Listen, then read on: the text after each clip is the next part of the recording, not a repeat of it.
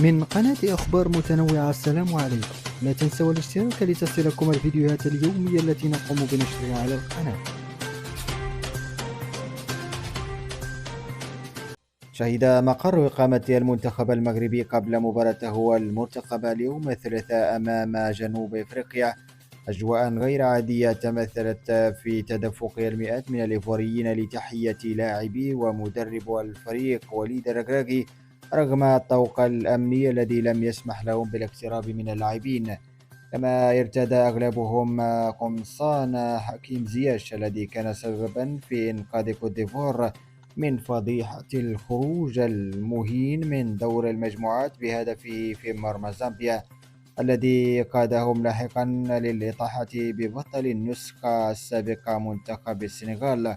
ورصد موقع كرة مطالب جماهير سان بيدرو الوفد المغربي لتسهيل مهمة اقتناء تذاكر مباراة جنوب إفريقيا لدعم المنتخب المغربي الذي تضاعفت شعبيته في هذه المدينة التي كان قد حل فيها مبكرا قبل 12 يوما من انطلاق الكان.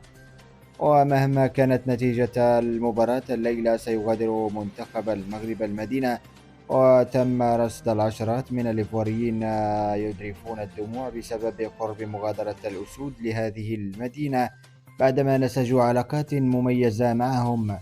وللإشارة فإن أكثر من 1700 إيفواري حصلوا على تذاكر مباراة المغرب وجنوب إفريقيا وسيحضرون في ملعب المباراة مع الجماهير المغربية لدعم الأسود.